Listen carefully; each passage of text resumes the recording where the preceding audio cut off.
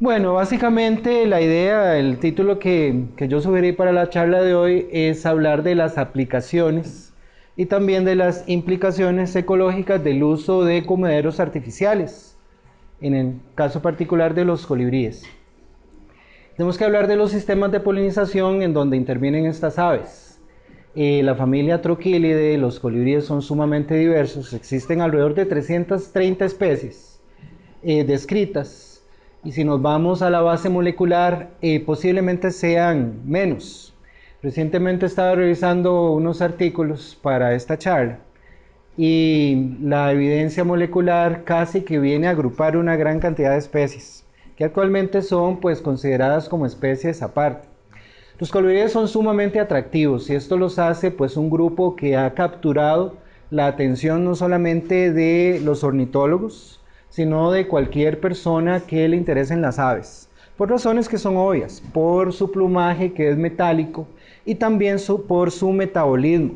Los colibríes básicamente pues se caracterizan por presentar el vuelo suspendido y por tener maniobras de vuelo sumamente pues impresionantes.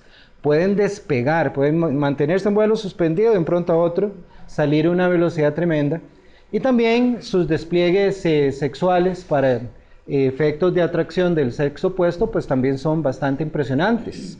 Se me ocurre el caso del colibrí, la chispita volcanera, Selasphurus flammula, que tiene un despliegue donde el macho básicamente como que escapa del planeta, como que quiere llegar a la luna, ¿verdad? Va verticalmente, ¿verdad? Hacia arriba, de un pronto a otro, regresa hacia la superficie y en el momento en que va a chocar, ¿verdad? Pues cambia de dirección, usualmente sucede cercana a la hembra y las plumas de su cola forman una especie o generan un sonido que esperamos que para la hembra sea muy atractivo, es como un chirp, ¿verdad? Entonces esos tipos de despliegues y conductas son sumamente impresionantes.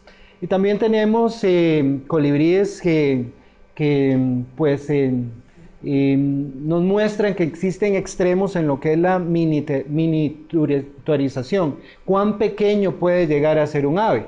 En este caso, Melisuga helena, que es el bee hummingbird, puede llegar a alcanzar 1.8 gramos. Es menos de lo que puede pesar incluso un lápiz. El lápiz en donde está posado esta ave es más pesado que el ave per se.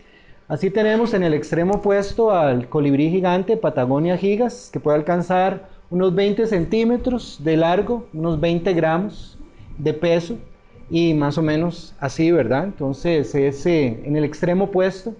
Y dentro de estos dos extremos pues tenemos una gran variación, no solamente de tamaños, de pesos, sino también de formas y de propiedades y comportamientos aerodinámicos. Como ustedes bien saben, la familia Trochilidae se divide en dos subfamilias, Phetornithine, que son los ermitaños, y Trochilinae, que son los no ermitaños. Y estas dos subfamilias se caracterizan no solamente por diferencias en la estrategia de vuelo, también por diferencias estructurales. Los colores, por ejemplo, los ermitaños, como ustedes bien saben, tienen colores más apagados. Si bien pueden generar colores metálicos, en su mayoría no son tan diversos como los colores de los colibríes ermitaños. Además que los ermitaños tienen picos curvos, usualmente producen o construyen sus nidos en hojas que están colgando, mientras que los no ermitaños tienen picos más rectos y además sus nidos están construidos en forma de copa en estructuras que semejan una plataforma. Como les mencionaba, estamos hablando de un grupo sumamente diverso. El último conteo que vi en la literatura, un artículo reciente, pues menciona 330 especies, pero en realidad, nuevamente, eso va a depender de los autores, y la evidencia molecular no es así muy halagüeña para las personas, ¿verdad? Como yo me incluyo dentro de ese grupo, que no nos gustan los cambios en los nombres, ¿verdad? Porque definitivamente, como les mencionaba, si la taxonomía se apoyara más en la evidencia molecular, pues muchas especies estarían siendo agrupadas en una sola o en unas cuantas.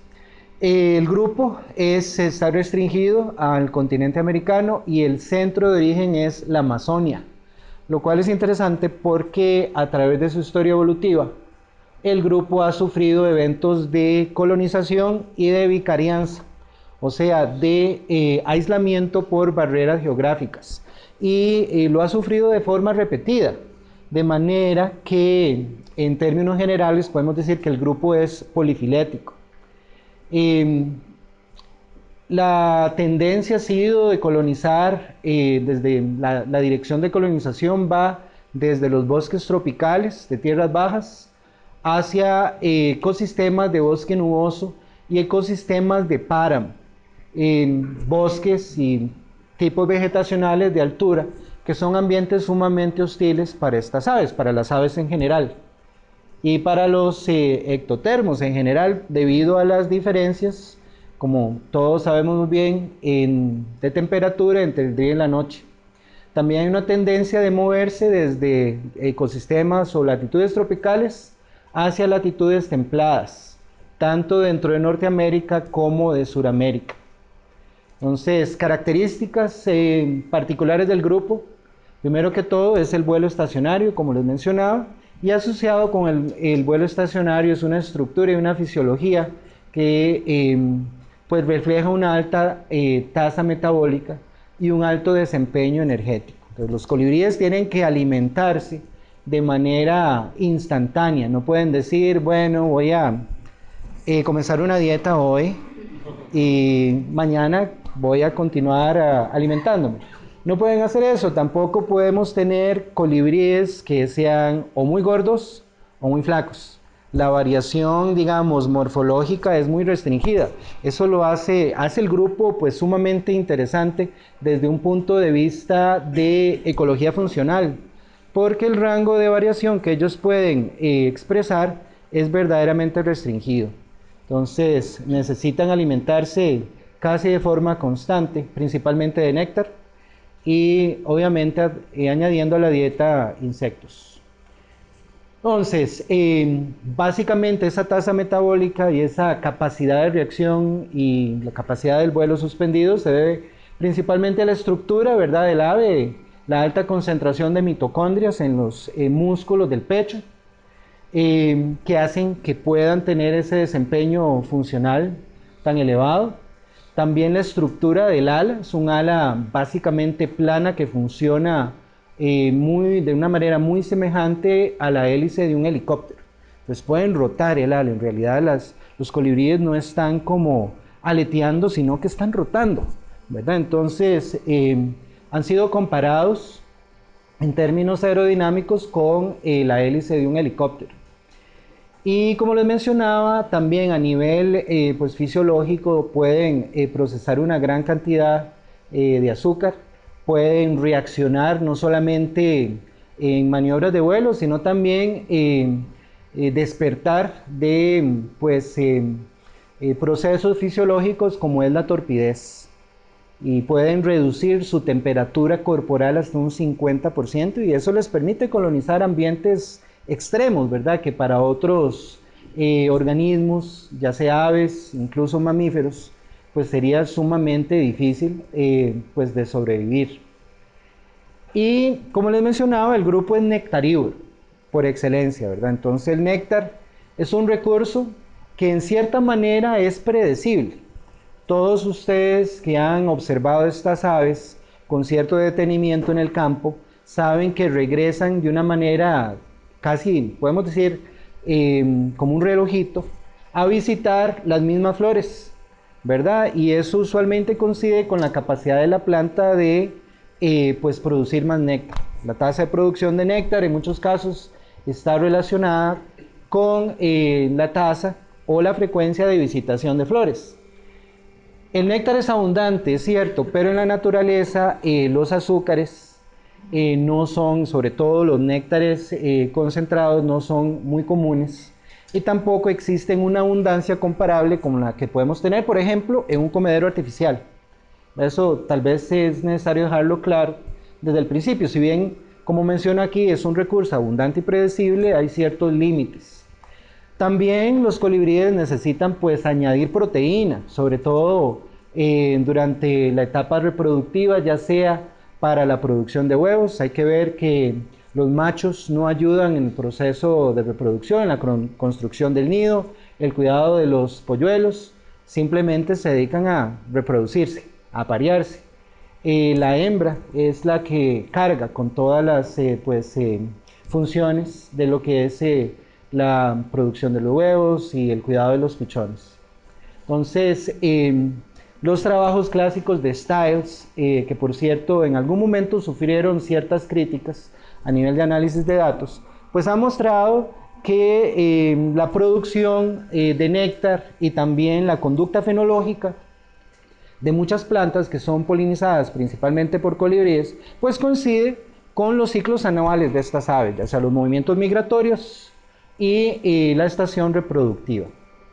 También hay que ver que el néctar en sí no es una fuente de alimento muy variada energéticamente, ¿verdad? Es principalmente sacarosa, con algunos azúcares más sencillos como glucosa y fructuosa y algunas trazas de aminoácidos, pero definitivamente los colibríes necesitan pues complementar su dieta utilizando insectos. Flores que producen néctares diluidos, y estamos hablando de alrededor de un 21 o 20%, y por ahí tengo unos datos para mostrarles, se ajustan a lo que se llama el síndrome de polinización por colibríes, además de flores vistosas, usualmente rojas, de corola tubular. El néctar principalmente tiene que ser diluido porque los colibríes se consumen cantidad, ¿verdad? Entonces eso le permite a la planta pues filtrar otros polinizadores que necesitan calidad. Una abeja pues necesitaría tomarse un estañón proporcionalmente de néctar para pues adquirir la energía que consigue utilizando néctares más concentrados. Es una característica asociada a las flores polinizadas por colibríes, es que tienen néctares diluidos. Hay que ver lo siguiente, es que un néctar diluido 20% versus 40% un néctar concentrado, 20% es más o menos la cantidad de azúcar que tiene un juguito de esos de caja. Eso lo hemos medido con refractómetros portátiles, cualquier persona puede hacerlo, no es ningún secreto, y ustedes saben que los juguitos de caja son sumamente dulces, ¿verdad? Tanto es así que algunas personas no lo soportan. Pero aún así la concentración de azúcar es baja en comparación con los néctares producidos por flores, por ejemplo, polinizadas por abejas.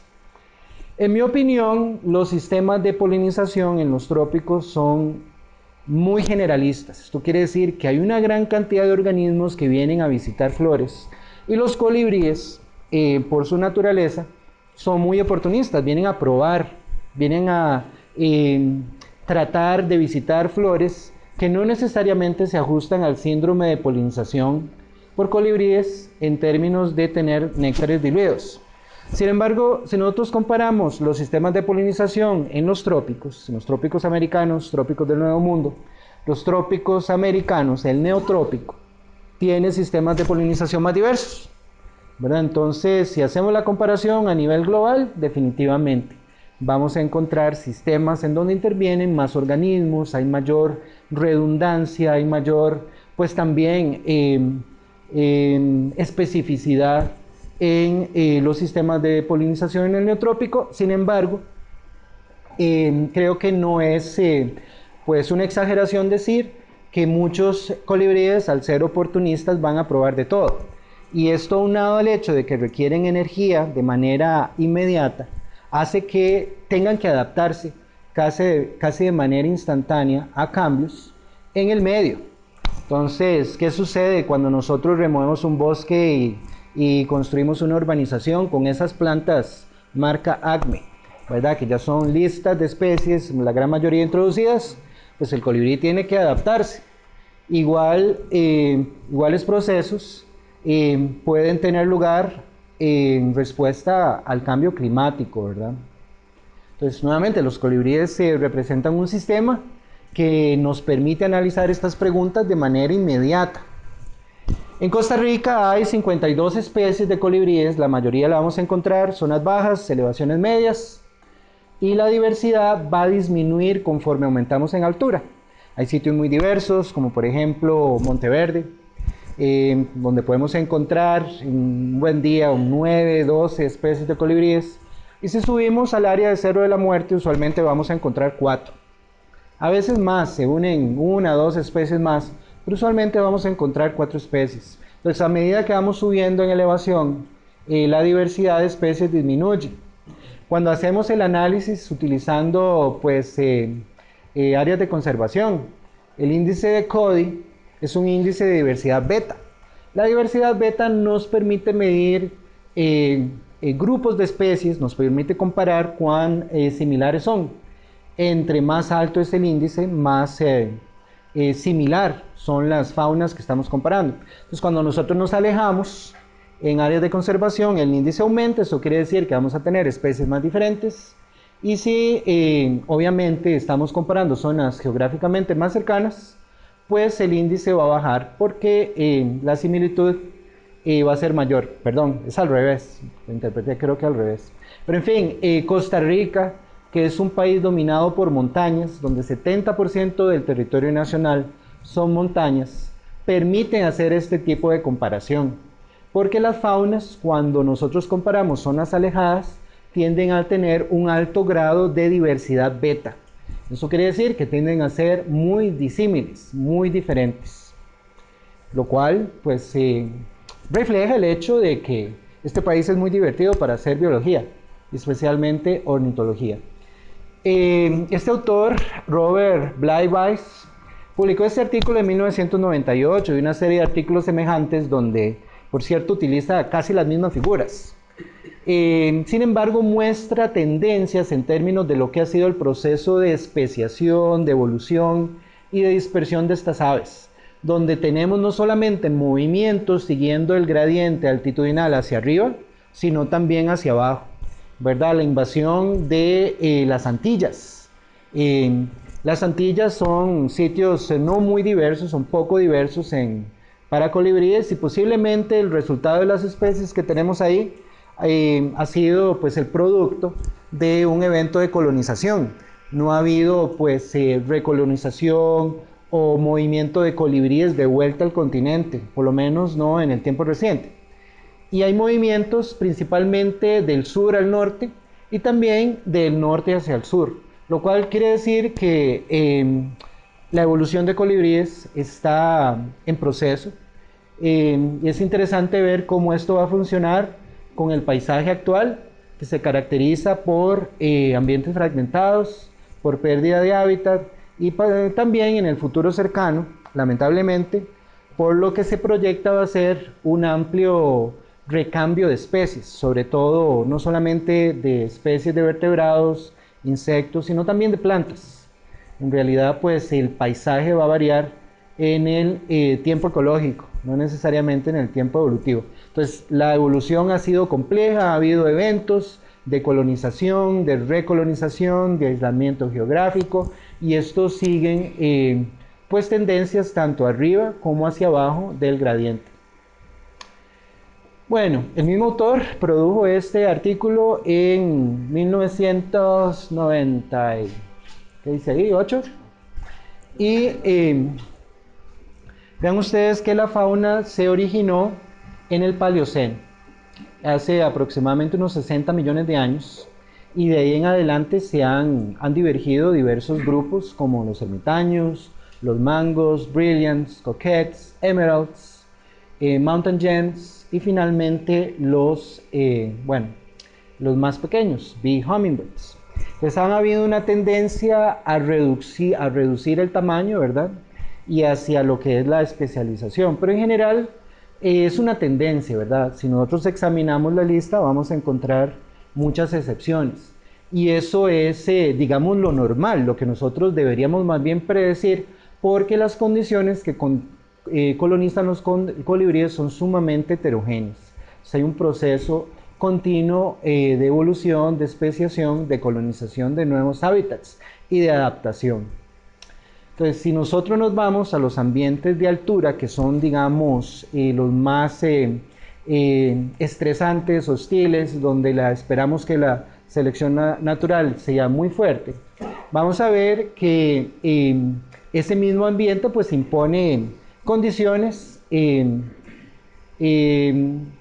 muy duras para todos los organismos, especialmente para los colibríes.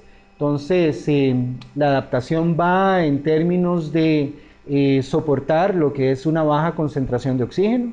De hecho, se han hecho experimentos en el campo, por ejemplo, en ambientes parameros de los Andes, donde se varía la concentración de oxígeno. Y los colibríes pueden pues colonizar alturas superiores a las que corresponden a su hábitat natural.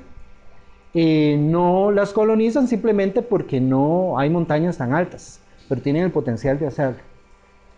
Entonces, la torpidez, como yo les mencionaba, es una de estas respuestas donde ellos pueden bajar de 28 a 12 grados, ¿verdad? Recientemente estuve en Cerro de la Muerte hace como una semana y media, y ahí tenemos una estación meteorológica, podemos ver la temperatura en el tiempo real, y más o menos a las 4 o 5 de la tarde quitan la calefacción, la temperatura comienza a bajar muy rápido, podemos estar a unos 6 grados la mayor parte de la noche, en la madrugada podemos alcanzar 2, y ya lo que son 2, 3 y 4 de la madrugada estamos unos 1 grado por debajo del cero, ¿verdad? Si usted no tiene un ambiente, digamos, protegido, abrigado, una buena cabina, una buena cabaña, 4 cobijas, 6 calcetines, 2 abrigos, 2 pantalones, una bolsa con agua caliente, etcétera, etcétera, posiblemente va a sufrir.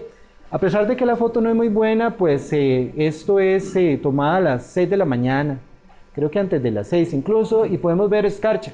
Y esto es muy común en esta época del año, el Cerro de la Muerte. Usted se levanta temprano y a pesar de que no llueve, ¿verdad? La humedad, la nubosidad es tan alta que el rocío se condensa, se congela y usted ve el zacate así congelado, ¿verdad? Que esto para nosotros, que no estamos acostumbrados a ver la nieve, es algo como interesante, ¿verdad?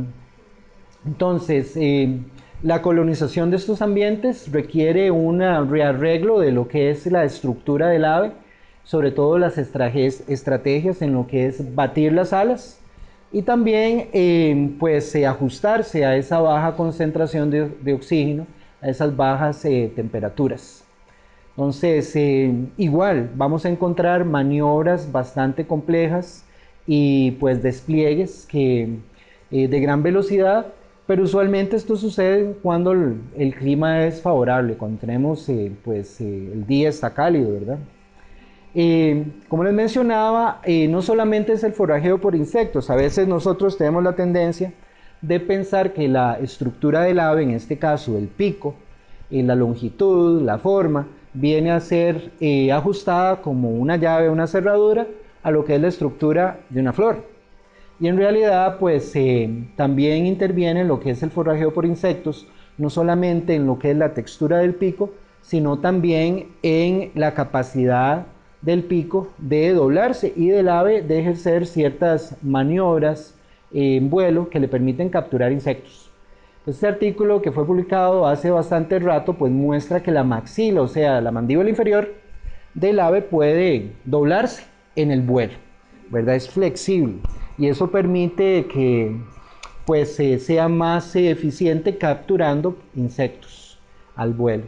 Y todos sabemos, los colibríes a veces los vemos robando insectos de una tela de araña o picando ventanas, ¿verdad? Entonces pensamos, nos está buscando, ¿verdad? Nos está llamando, nos está enviando un mensaje, ¿verdad? Pero en realidad lo que está haciendo es alimentándose.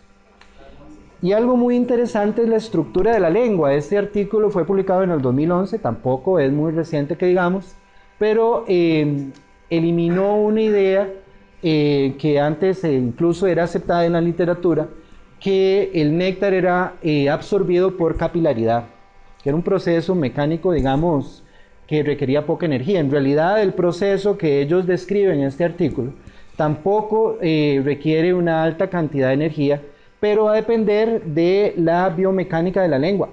La lengua del colibrí en la puntita está bifurcada y además tiene ciertas, ellos le llaman lamelas, pero en realidad son estas pues rueditas que están formando una especie de batería superpuesta a lo largo de la lengua y que es capaz de cambiar la forma en contacto con el néctar, que si bien son néctares que son diluidos, presentan cierta viscosidad. Posiblemente estas escalas, la gravedad no ejerza pues un efecto significativo, entonces el ave puede pues absorber el néctar al sacar su lengua, y la lengua hace en contacto, pero es como una dinámica de fluidos diferente a lo que es la capilaridad.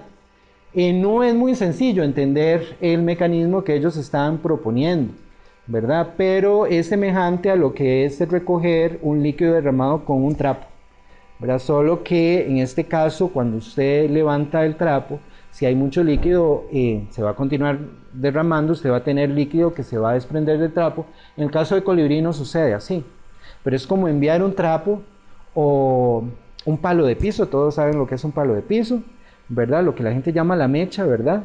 Y estar jugando con eso, de limpiarlo y traerlo. Todavía no se conoce muy bien cómo es que el colibrí consume el néctar. Eventualmente lo lleva a lo que es la faringe, ahí lo consume, pero si ustedes pueden ver, la lengua del colibrí es un mecanismo impresionante de biomecánica de fluidos en miniatura, porque nuevamente lo que yo les mencionaba es intentamos hacer la relación entre la estructura de la flor, la longitud del pico del ave y la lengua, la pueden sacar más de doble la longitud del pico, ¿verdad? Creo que aquí tengo un video, vamos a ver si nos funciona la tecnología.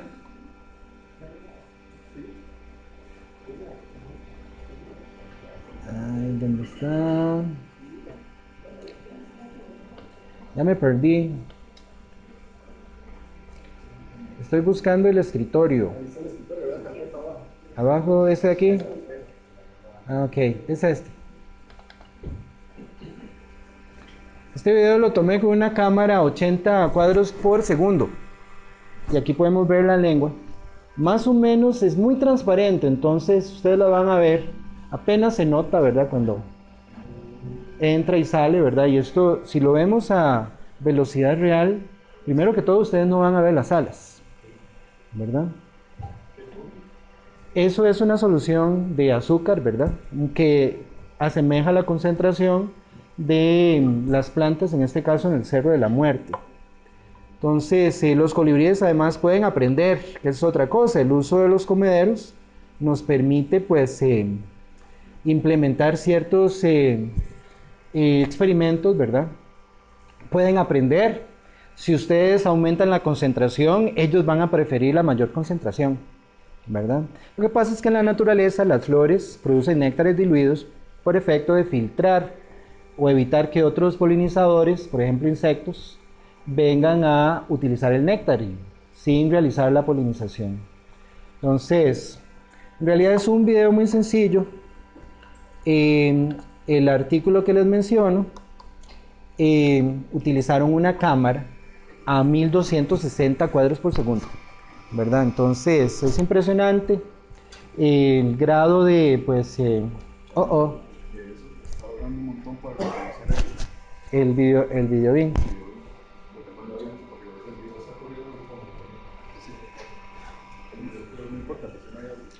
Bien. Ok. Sí, entonces algo interesante que los autores mencionan es que esto se puede aplicar a lo que es biomimetismo, o sea, copiar esta tecnología para aplicarlo a otros usos, y puede ser medicina. Nuevamente, es una estructura que es sumamente dinámica, que cambia su forma, que cambia la extensión de esas lamelas y que puede, pues, recoger un líquido sin derramarlo. Y eso lo hace, pues, a una velocidad, pues, bastante alta. Bueno, es otro aspecto que es característico del grupo, ¿verdad? Para alimentarse de néctar tienen esta capacidad. Como podemos ver, en este caso es un artículo de Pike y Nicholas Vassar.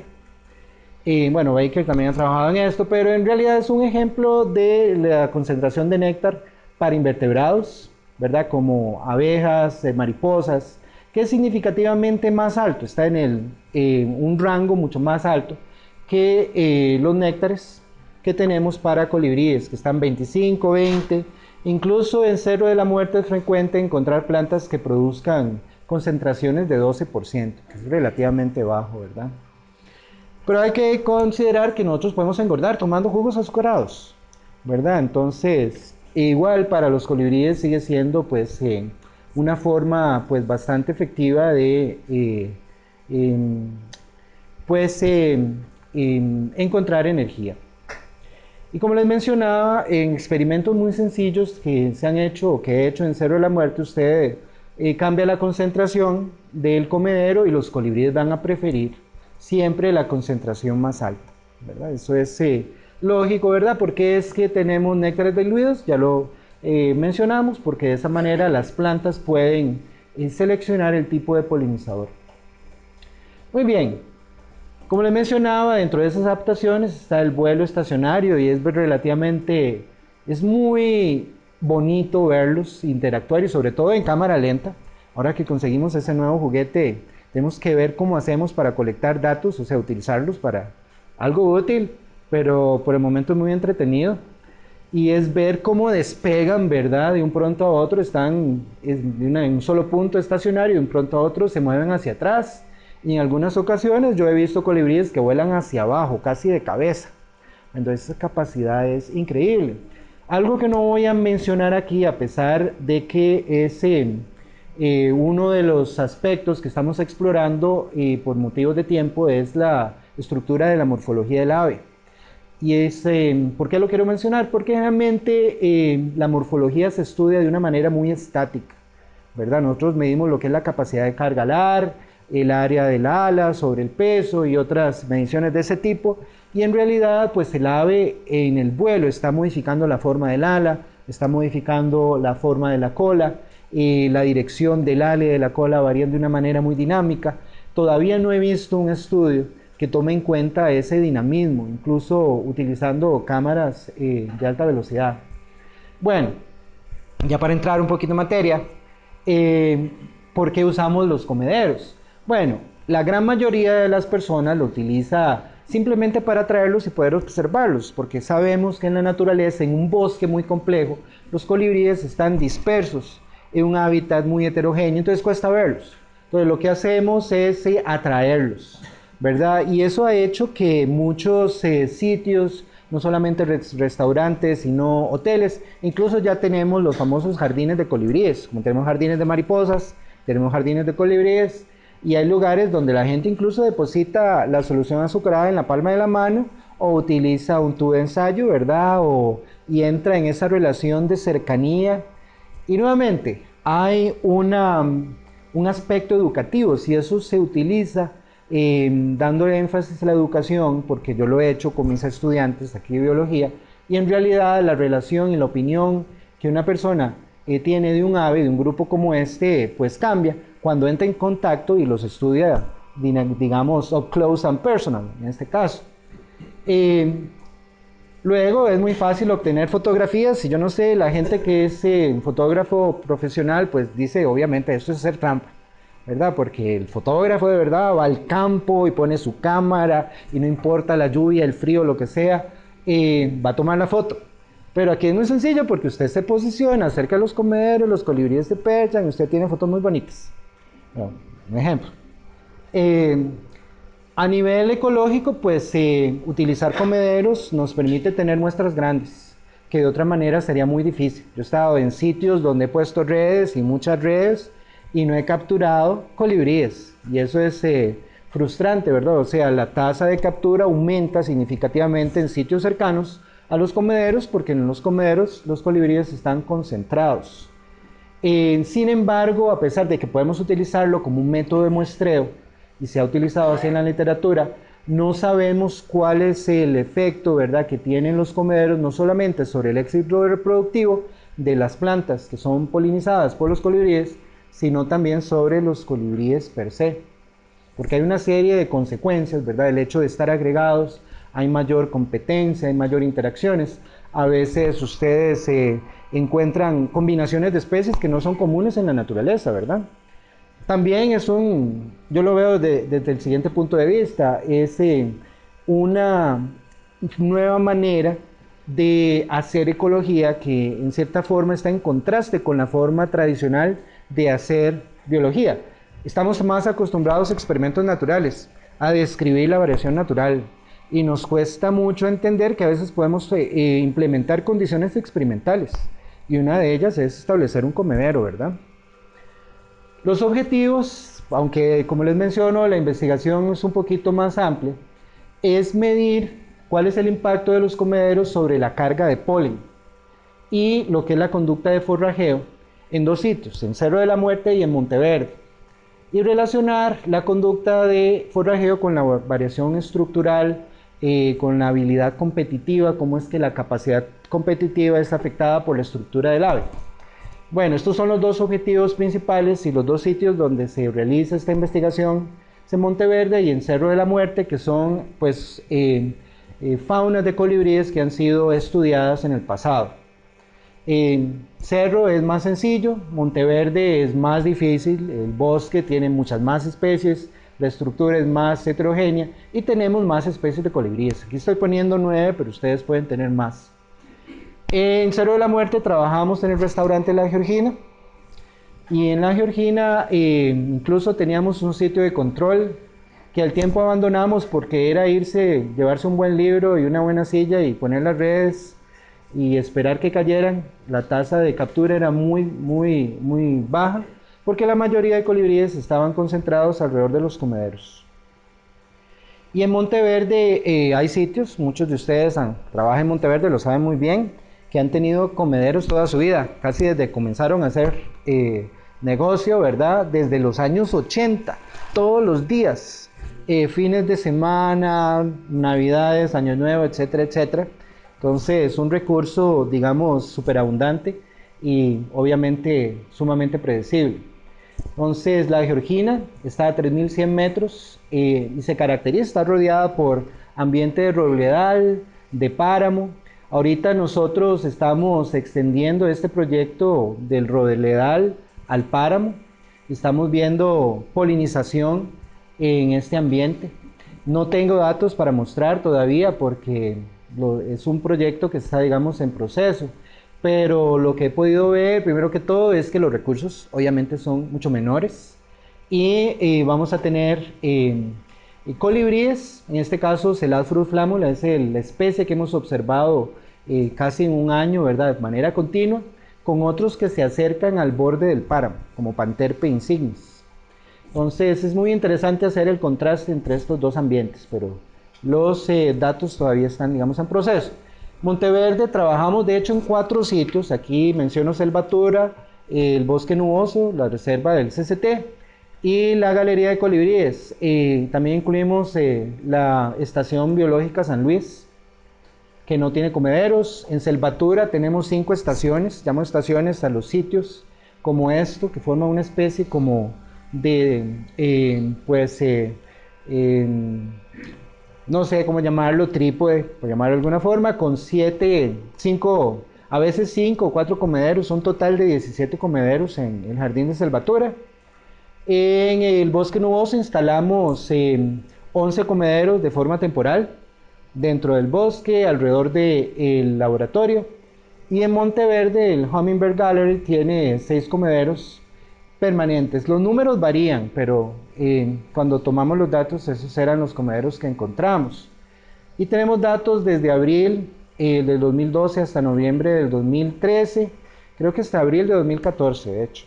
Entonces, un ambiente un poquito más difícil, más diverso, estructuralmente más heterogéneo.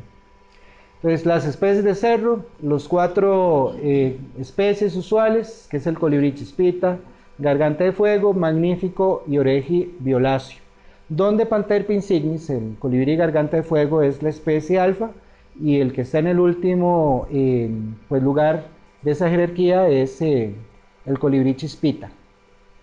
Esta es una hembra de Celadurus flammula. Vean que están entre los colibríes más pequeños. Creo que el más pequeño, según la guía de Gary Stiles, es el colibrí Celadurus scintilla, pero Celadurus flammula se le acerca bastante. Panterpe, ¿verdad? Que puede llegar hasta 6 gramos más o menos. Luego el más grande es Eugenes fulgens, el colibrí magnífico. Puede llegar hasta 10 los machos y 8.5 gramos las hembras.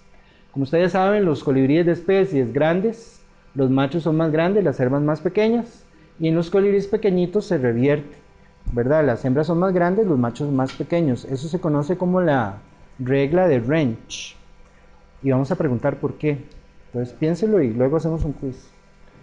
Y el colibrí oreje-violáceo, que es un colibrí intermedio en peso, muy semejante en peso, en tamaño a Panterpe insignis. En Monteverde, aquí estoy apuntando 9 especies que son las que están en esta tabla, ¿verdad? Pero en realidad entran y salen, eso va a depender del sitio. En San Luis encontramos diferentes, en Selvatura hay, por ejemplo, tenemos Discosura conversi, que no vimos, por ejemplo, en Hummingbird Gallery. Entonces entran y salen, y eso va a depender, por ejemplo, de los territorios ya establecidos, o bien de la disponibilidad de flores alrededor. El colibrí Magenta Throated Hummingbird, vamos a ver, Califlox brillante. Sí, es una de esas especies que entra y sale y que tiene una abundancia pues relativamente baja. Hay especies que no usan los comederos. Por ejemplo, no incluí aquí la fotografía de el Green Hermit, Fetornis guy. Sí hemos registrado visitas a comederos, pero son así pues esporádicas. Este es el Purple Throated Mountain Gem, el macho, Striped Tail Hummingbird, y el colibrí pico de hoz, pico de sable, alas de sable, sí, Campylopterus semilurcurus. Muy bien, en todos los casos utilizamos redes de niebla e intentamos capturar los dos extremos del ciclo anual de los colibríes en términos de estacionalidad, tanto en Cerro de la Muerte como en Monteverde. Y bueno, en la Georgina el número de comederos varía. Como les menciono, hace una semana y media estuve por ahí, habían 6 comederos, pero han habido hasta 15 comederos.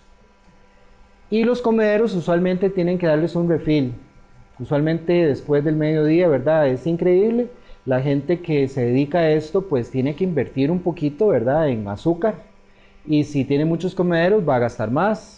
Eso va a depender también de la época. Usualmente el verano es muy estresante y los colibríes pues se alimentan más durante la época seca. Nosotros medimos el uso de los comederos, lo que es la visitación, ¿verdad? Así como las interacciones competitivas, las interacciones usualmente de tipo negativo. Y dentro de esas interacciones era común pues ver individuos que se perchaban sobre la cabeza de otros, se perchaban hasta un punto de hacerlos sacados, ¿verdad? Del comedero, y colibríes que tomaban abejas en el pico y las tiraban. Entonces, Carlos Martínez del Río nos dicen que los colibríes es el animal más fiero sobre la faz de la tierra proporcionalmente, ¿verdad? Y yo concuerdo con él. Nosotros también tomamos, y para medir la carga de polen, lo que hacemos es, la técnica es muy sencilla, simplemente usamos una cinta adhesiva transparente que lo que hacemos es frotarla en el cuerpo del ave, en la cabeza, la nuca, la frente, el pico y la garganta, obviamente de forma pues suave, ¿verdad? Si lo hacemos muy fuerte nos podemos llevar las células de la epidermis, por ejemplo en el pico, entonces hay que hacerlo con mucho cuidado. Lo colocamos en un portaobjetos y el polen lo identificamos después con una colección de referencia de polen. Usamos 3 categorías de abundancia y le pintamos una uñita, nada más para controlar por recapturas. Entonces, este es un ejemplo de la colección de referencia que tenemos. Esperemos que no explote. Ajá, usualmente no explota. Sí. Y bueno, lo que hacemos es colectar polen de plantas que tengan flores maduras, entonces ya sabemos la identidad del polen, lo comparamos con el polen que encontramos sobre los colibríes, y de hecho hay muchas especies de polen que no han sido identificadas, pero que a través del tiempo hemos logrado pues encontrar la flor. Y hay casos especiales, por ejemplo, de árboles que son polinizados por abejas y los colibríes van y los visitan, y pues se ha encontrado polen de estos árboles en el cuerpo de colibríes. Es como un trabajo detectivesco. Como les mencionaba, también medimos la morfología, y esto lo hacemos a través de fotografías. Si nosotros tenemos algún objeto que podamos utilizar como escala, colocando el ave de una manera, en este caso para medir la longitud del pico, y hacerlo, digamos, perpendicular a la superficie de una manera cercana a esta lámina, ¿verdad?, donde tenemos la escala, podemos utilizar un programa de computador, de eso hay cualquier cantidad de opciones, para medir, para hacer mediciones sumamente detalladas, ya sea de la curvatura del pico, de la longitud, así como de la estructura del ala. Los colibríes de Cerro de la Muerte son bastante fáciles de manipular, y los de Monteverde son más peleones. Si meten mal las uñas y se defienden más. Los de Cerro pues simplemente soportan, digamos, el tratamiento, que en realidad no tomamos mucho tiempo. De lo que es sacarlos a medirlos utilizando la fotografía es sumamente rápido. También medimos el peso.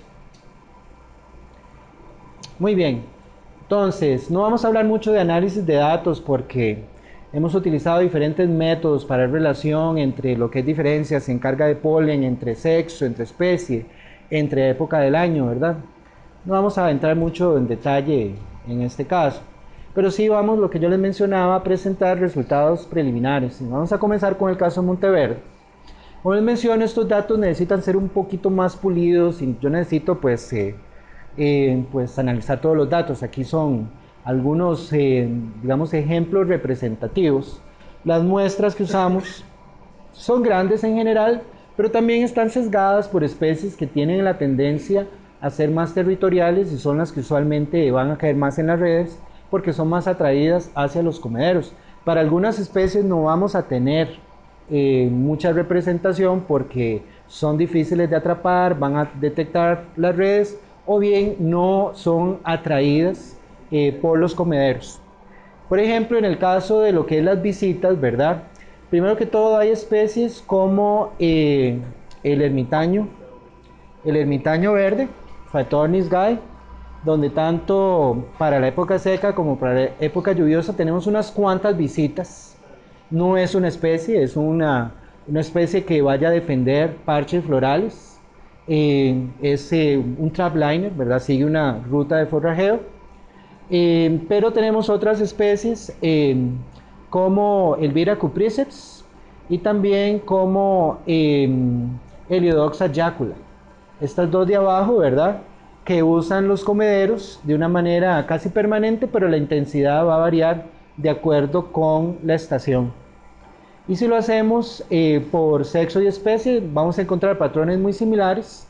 La gran mayoría de las especies vienen a alimentarse un 10%, ¿verdad?, del total de observaciones, ¿verdad? Ese es un porcentaje. Como les mencionaba, Elvira mantiene pues tasas de visitación altas, igual Lampornis cololaema, el Purple Throated Mountain Gem y el Odoxa jacula, tanto para hembras como para machos. Entonces hay variación entre uso de comederos por especie, por sexo, y hay especies que tienen una mayor tendencia a usar los comederos de forma permanente. Con esto hay una gran cantidad de interacciones, ¿verdad? Es de ahí que nosotros queramos hacer la conexión entre la morfología del ave y la capacidad competitiva, porque es en los comederos donde esa capacidad se ve como maximizada, amplificada. Lo que hemos visto es que los machos son más agresivos, sin embargo las hembras también hacen un uso pues importante de los comederos.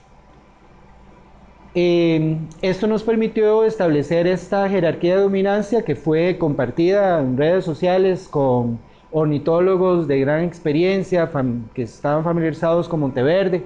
Bueno, dentro de los que yo conocía, obviamente no fue exhaustiva la búsqueda, pero Más o menos tenemos a Campylopterus semiliocuros arriba, seguido por Lampornis y Heliodoxa.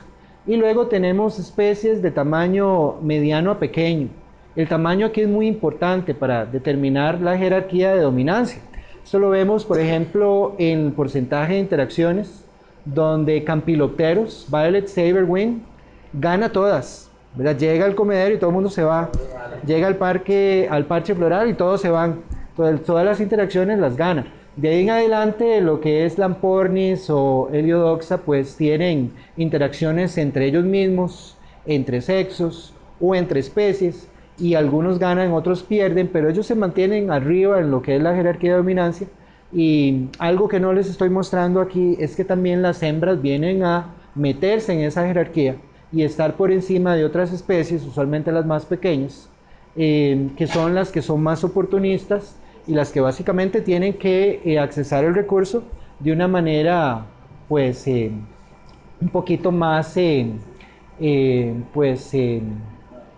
fluctuante, ¿verdad?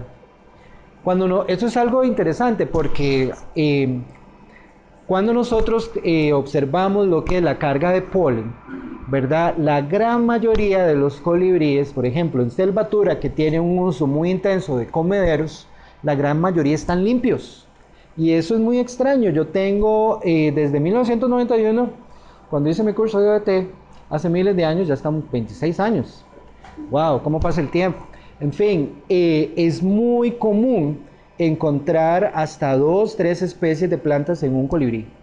Aquí usualmente encontramos una y vean ustedes los porcentajes de colibríes con polen. En Monteverde, que los comederos nosotros los instalamos para este estudio y duraron aproximadamente 5 o 6 días en el bosque, entonces el uso o la exposición a los comederos es menor. Igual aumentó lo que es la carga de polen, pero siguen siendo bajitos. Lo interesante es en Selvatura, ¿verdad? Que los números sean tan abajo. Cuando Cerro de la Muerte, los números son de 78% de colibríes que tienen polen. Aquí no estoy viendo la categorización de una carga alta, mediana o baja, ¿verdad? Pero simplemente con que tengan un grano de polen ya entran en esa categoría. En Cerro, la gran mayoría de los colibríes caen dentro de la categoría bajo, ¿verdad? Entonces no es así, tampoco muy buenas noticias. La carga de polen definitivamente es afectada por la presencia de los comederos. Entonces, resumir para los resultados preliminares para Monteverde es que el uso de comederos va a variar de manera estacional, posiblemente asociado a lo que es la abundancia de flores, al ciclo anual de las aves. La jerarquía de dominancia también va a afectar el acceso a los comederos. Los machos, eso es también sin comederos en condiciones de campo, son más agresivos que las hembras. Y algo muy importante es que básicamente la gran mayoría de los colibríes en Selvatura estaban limpios. Y obviamente necesitaríamos tener una colecta de datos más intensa, tal vez, y eso yo lo he estado buscando, pero no he encontrado todavía un aparato, en este caso un GPS, del tamaño ideal para colocárselo en un colibrí y ver qué hace, ¿verdad? Todavía no se han miniaturizado a ese nivel.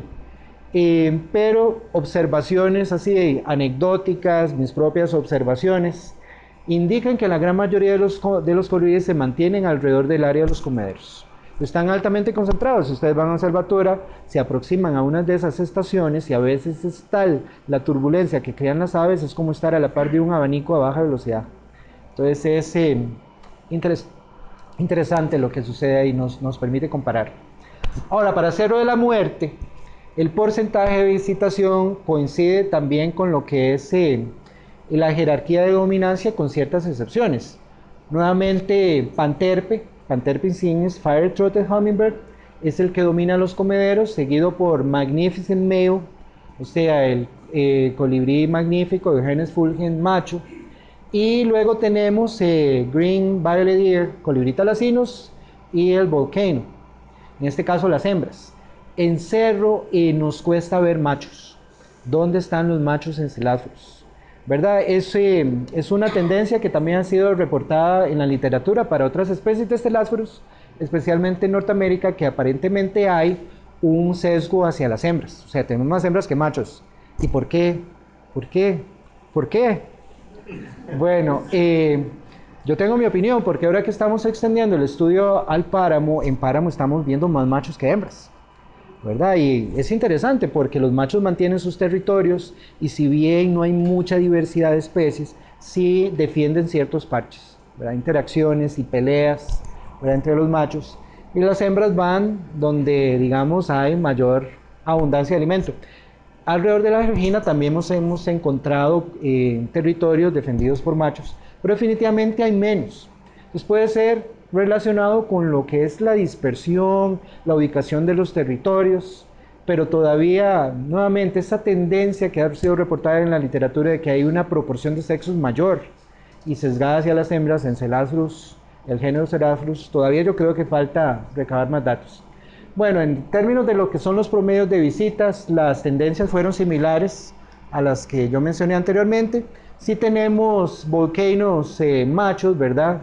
Llegando, pero las hembras también son sumamente oportunistas. Si bien no ganan muchas de las interacciones, sí vienen a usar el recurso pues, de una manera pues, bastante alta en comparación con su capacidad competitiva.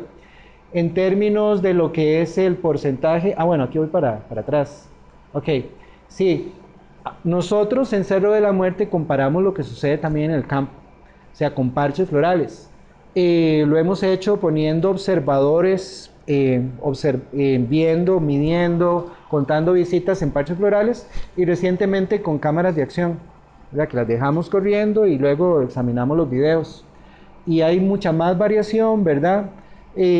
También observar que las hembras de Celadrus son sumamente oportunistas y vienen a visitar una gran cantidad de especies, a veces en cierta manera pues sin limitarse por la morfología de la flor, porque muchas de las corolas en Cerro de la Muerte están perforadas por Diglosa plumbea, entonces usan los agujeros. Si nosotros vemos, por ejemplo, las visitas a las flores lejos de los comederos, pues hay especies que son preferidas, por ejemplo, las fucsias, Micrófila magellanica, también tenemos Bomarea, y este caso es interesante. Simplochus cerulata es el árbol que yo les mencionaba, que, bueno, aquí lo tenemos con 0 en términos de visitación de flores, pero lo hemos observado a Panterpe visitando Simplochus. Y es interesante porque un tipo de polen que no sabíamos qué era y estábamos buscando flores con síndrome de polinización por colibríes, era polen de Simplochus. Y Simplochus tiene una flor con una simetría radial que es visitada por insectos. Y sin embargo, Panterpe la visita y también Celadrus. Nuevamente, Celadrus hembra es muy oportunista y visita tanto comederos así como las flores. Ahora, si nosotros vemos las visitas a comederos por estación, más o menos se mantiene lo que es lo que hablábamos de la jerarquía, Panterpe arriba dominando los comederos. Vean también que el uso de comederos va a depender de la abundancia de flores. En la estación cercano a lo que es la estación seca, el uso usualmente va a tender a subir, ¿verdad? Y la carga de polen que ya vamos a ver va a aumentar porque hay más flores disponibles. Entonces, el uso de comederos varía de acuerdo con la estación y la especie. Y Celadrus es el que menos usa los comederos, pero también por su conducta oportunista puede, sobre todo las hembras, puede tener pues números de intermedios, en algunas ocasiones incluso altos. Y la frecuencia de visitación refleja la abundancia de colibríes, porque también es una cuestión de números. ¿Cuál especie es más abundante? Pues si hay más, van a visitar más los comederos.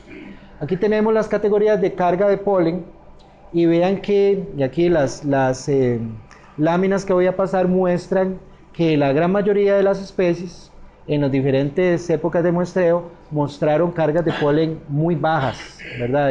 Dentro de lo que es vacías o bajas, que es donde se agrupan tanto para, bueno, aquí no se despliega la anterior, que en este caso es el colibrí magnífico, pero la mayoría cae dentro de lo que es vacíos o bajos.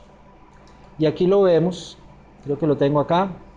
Si nosotros comenzamos a sumar la categoría de vacío y baja, pues tenemos una alta, la mayor parte de los colibríes pues agrupados en esas categorías de baja carga. Tengo que mencionar que yo tomé datos antes que instalaran los comederos en la Georgina. Si bien mis muestras en términos de números son más limitadas, pues muestran que yo tenía pues más diversidad de plantas, colibríes que aparecían con 2, 3 especies, versus en la actualidad donde aparecen, cierto, como a veces con mucho polen, cuando no tienen polen, pero de una sola especie. Entonces la diversidad ha disminuido y también la frecuencia. Algo que es interesante es que en la época seca la carga de polen va a aumentar porque hay más flores disponibles, y esto es algo que ya ha sido mostrado en la literatura. Estos son datos del 2003 al 2005 y aquí podemos ver pues que hay especies que son preferidas, ¿verdad? En este caso Centropogon, ¿verdad? Ya habíamos mencionado las fucsias en el set de datos anterior. Y como les mencionaba, la gran mayoría, un 96% de los colibríes tienen polen de solamente una especie de planta. Entonces, si nosotros vemos la carga de polen por, en este caso, datos del año pasado, Panterpe tiene una carga muy diversa, ¿verdad? Pero es seguido por Eugenes fulgens y luego el Volcano Hummingbird, Celastrus flammula hembra. En términos de lo que es presencia, ¿verdad? Diferentes tipos de plantas. Muy bien. Bueno, para resumir, cerro, los colibríes que vienen a dominar los comederos, en este caso Panterpe, van a presentar menor carga de polen, pasan más tiempo en los comederos, y la carga de polen se caracteriza por esto, por una poca abundancia y poca diversidad. Esa abundancia y diversidad aumenta durante la época seca cuando tenemos más flores disponibles. Y en los lugares lejos de los comederos, básicamente, pues reportamos muy pocas capturas, ¿verdad? No podemos tener tendencias. No funciona verdaderamente como un sitio de control porque los comederos pues lo están afectando. Tenemos que alejarnos aún más de donde estábamos colocando las redes, porque es claro que los comederos generan ese efecto de agregación. Y cualquier persona que haya pasado a un sitio de comederos saben que es como fácil observar especies, es el sitio donde hay que llevar los turistas para que tomen sus fotos, porque es donde van a ver las especies. Traten de hacer lo mismo en el bosque y va a ser pues frustrante. Entonces, como les mencionaba, antes de la instalación de los comederos, si bien mis muestras eran más pequeñas, la carga de polen era mayor y más diversa. Y Panterpe, la especie que monopolizó los comederos, y por Caldwell, es calificado como un generalista oportunista, ¿verdad? Y Celastrus, el colibrí chispita, muestra esa conducta oportunista no solamente alrededor de los comederos, sino también en el campo, utilizando agujeros creados por diglosa, o bien probando flores que no tienen síndrome de polinización por colibríes, y también utilizando especies que han sido introducidas como ornamentales. Entonces hay sí un cierto efecto, ¿verdad?, de la presencia de comederos, pero el paso siguiente es ver el impacto sobre las plantas y el impacto sobre los colibríes, y en eso es donde estamos estancados porque la logística es sumamente difícil. Tanto es así que no hay datos. Si ustedes revisan la literatura, pues todo el mundo dice, eso es lo que hay que estudiar, pero hay poquitos estudios que han mostrado un efecto, ¿verdad?, negativo sobre la reproducción de las plantas. En el caso de los colibríes pueden haber efectos negativos cuando hay pocas flores, si usted elimina los comederos, porque ya están ahí, ¿verdad? Ya tienen sus territorios establecidos y en cierta manera se ha creado cierta dependencia. Bueno, nuestra legislación dice que es ilegal alimentar a la fauna, ¿cierto? Pero todo el mundo lo hace, ¿verdad? Y no solamente en el caso de colibríes, sino que también ponen frutas, ponen semillas, y si hubieran mamíferos, porque hay gente que lo hace, no voy a mencionar quiénes, pero a veces ponen fruta, verduras y para traer tantas, porque al turista le gusta por lo menos ver lo que son las huellas. Entonces la pregunta es, ¿alimentar o no alimentar? ¿verdad? Porque, como les mencionaba, no tenemos evidencia o por lo menos no hay muchos estudios que hayan mostrado de una forma inequívoca que hay un impacto sobre las plantas, en este caso. Nuevamente, eso se debe a lo que les mencionaba al principio, que muchos sistemas de polinización son muy redundantes, ¿verdad? Son generalistas en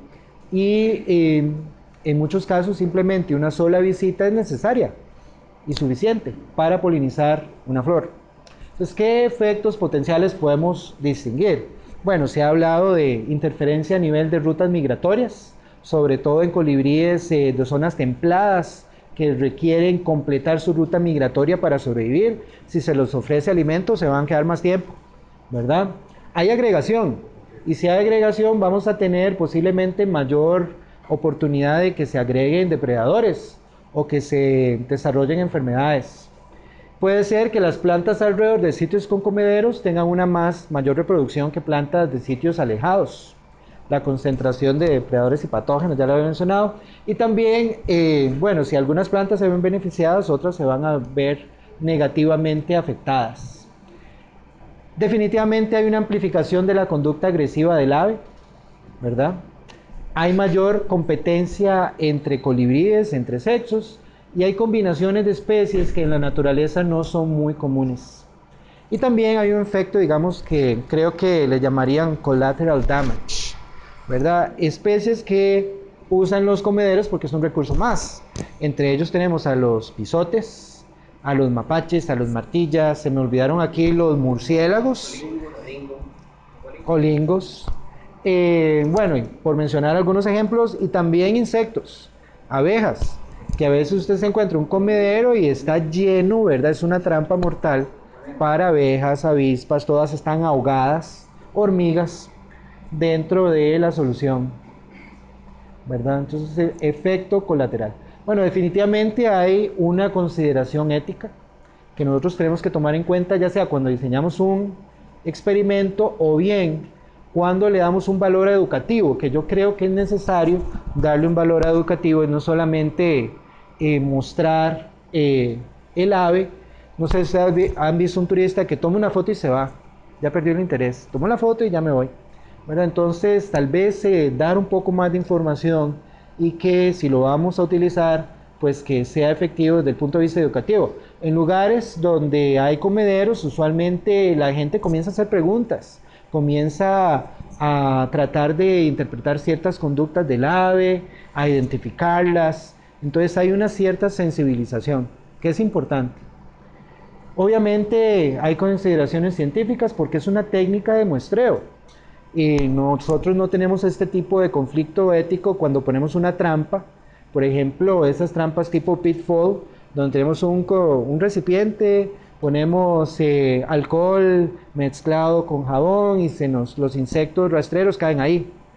De ahí, a veces ponemos una comida o alguna sustancia atrayente y el bichito cae ahí. Ahí no tenemos ningún tipo de consideración ética, ¿verdad?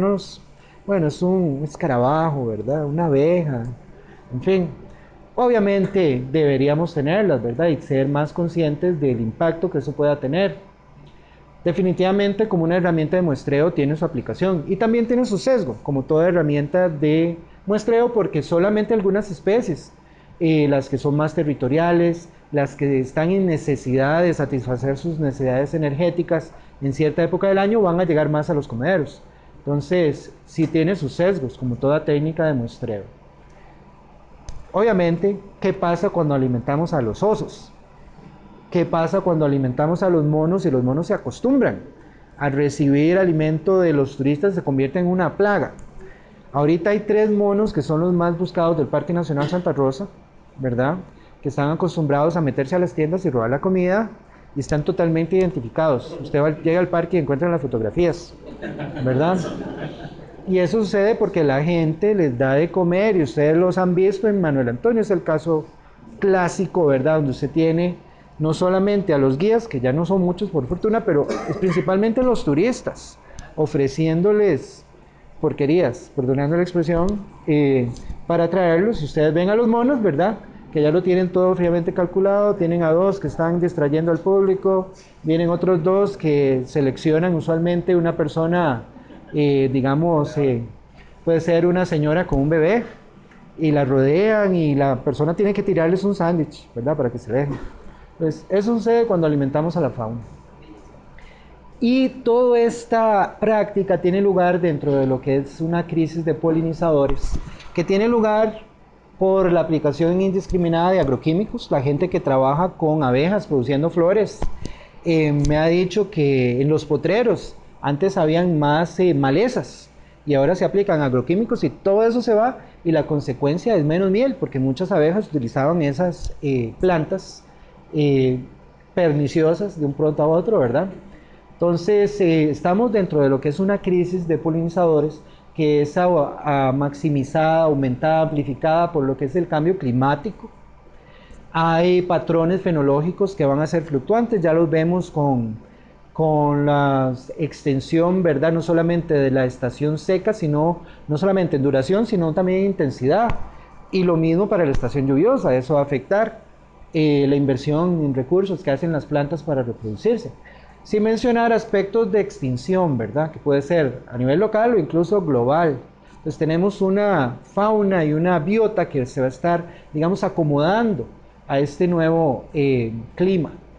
Y dentro de esto tenemos estas prácticas, ¿verdad? Que nuevamente hay que ejercer sentido común para saber cuándo hay que utilizarlos y cuándo el uso indiscriminado de comederos tiene efectos negativos no solamente sobre las plantas, sino sobre las mismas aves.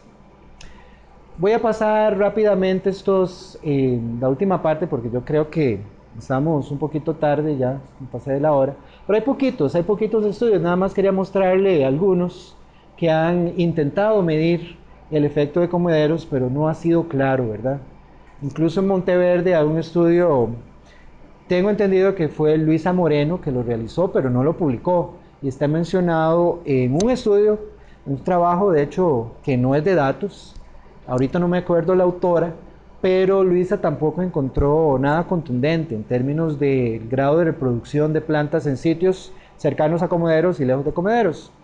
Lo que se ha encontrado, lo que le mencionaba, es que el uso de comederos y lo que es la carga de polen en consecuencia aumenta en épocas que son, digamos, hostiles o más energéticamente exigentes para las aves, y viene a disminuir cuando hay más flores, cuando hay un recurso floral pues más abundante.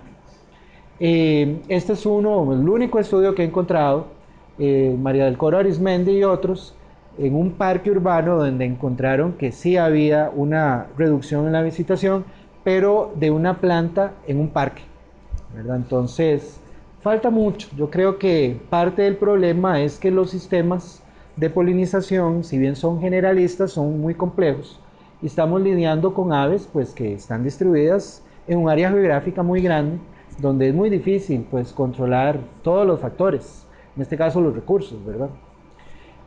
Bueno, esto es para resumir lo que ya hemos mencionado.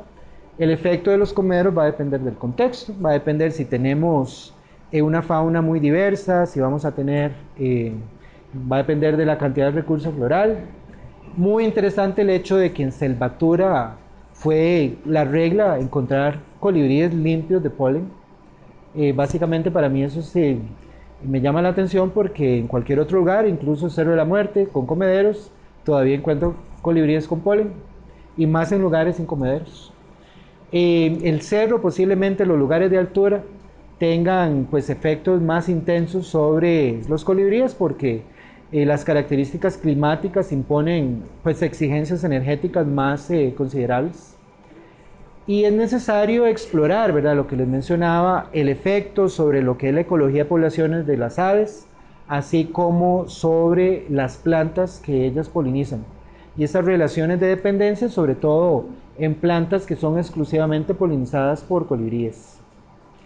Mucha gente ayudó y colaboró y nos permitió entrar a sus propiedades para hacer estos estudios. Obviamente la Universidad de Costa Rica, la Escuela de Biología, School for Field Studies, que es otra organización para la que yo trabajo, el Sistema Nacional de Áreas de Conservación, Esto también se financió parcialmente con un proyecto FESCONARE. Algunos de mis estudiantes, como Paula Calderón, que está haciendo la parte de polen en la unidad de microscopía electrónica, y Grete Salguero, que está haciendo su tesis de licenciatura. Gloria Peralta hizo su tesis de licenciatura usando datos de Monteverde. Y bueno, mucha gente nos ha ayudado, y etcétera. A todos ellos, muchas gracias.